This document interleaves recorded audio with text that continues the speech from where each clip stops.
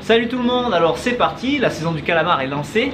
On me pose beaucoup de questions, notamment sur comment on pêche les céphalopodes, comme le calamar, le poulpe, la sèche, quelle couleur de turlute, quelle canne, quel matériel, quel moment de la journée, est-ce qu'il faut des lampes, enfin plein de questions. Alors ce qu'on va faire, c'est qu'on va faire plusieurs vidéos explicatives avec des petits thèmes, en fait, pour expliquer chaque phase ou chaque technique, pour un peu parler de cette pêche qui est au final vachement populaire parce qu'elle est surtout très facile à mettre en œuvre. Il n'y a pas besoin de beaucoup de matériel, juste une canne, une paire de turlutes, la fausse petite crevette, et on va au bord de l'eau, on jette, on ramène doucement, que ce soit sur un port, sur une digue ou sur bateau.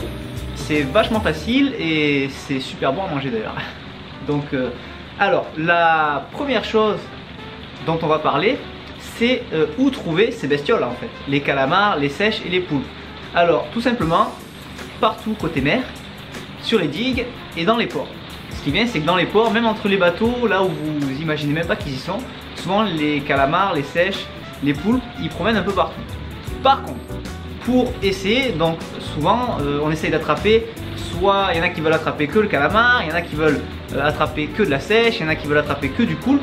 Donc comme quand on jette la turlute, en fait on choisit pas forcément ce qu'on va attraper, il faut essayer de les viser. Et pour les viser c'est très simple, ils vivent pas forcément toujours au même endroit. Exemple, voilà, on a fait un petit dessin, facile à comprendre. Alors c'est très simple, les sèches et les poulpes, eux, ils vivent essentiellement sur le fond.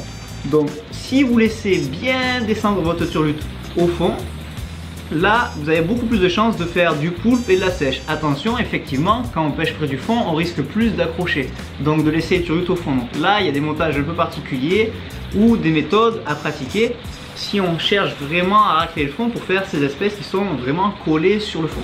Par contre les calamars, eux, ils vont plutôt être entre deux eaux en fait. Carrément quand on jette et que la turlute tombe en surface, ou alors à mi-hauteur. Pourquoi? Parce qu'eux ils sont plutôt ils baladent beaucoup en fait, ils font que nager et ils vont surtout se nourrir de petits poissons, mais ils peuvent aussi venir sur le fond manger des crabes, des crevettes. Mais essentiellement, si on veut vraiment viser le calamar et pas le reste, il faut jeter sa turlute et la laisser tomber soit en surface, soit entre deux eaux en fait, pas trop au fond.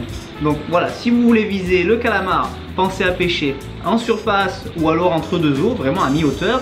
Et si vous voulez pêcher la sèche et le poulpe, là par contre, vous allez venir descendre complètement au fond pour essayer de gratter le fond un maximum. Après attention, c'est pas dit, hein. C'est pas parce que vous grattez le fond que vous n'allez pas choper un calamar, et c'est pas parce que vous allez pêcher en surface que vous allez choper une sèche ou un poulpe, hein. Mais déjà, en se disant que les calamars sont, eux, en surface et les sèches et les poulpes plutôt près du fond, déjà ça permet de sélectionner un peu. Donc déjà, faites comme ça et après on verra quel type de turlute utiliser et surtout quelle technique pour essayer de les attraper.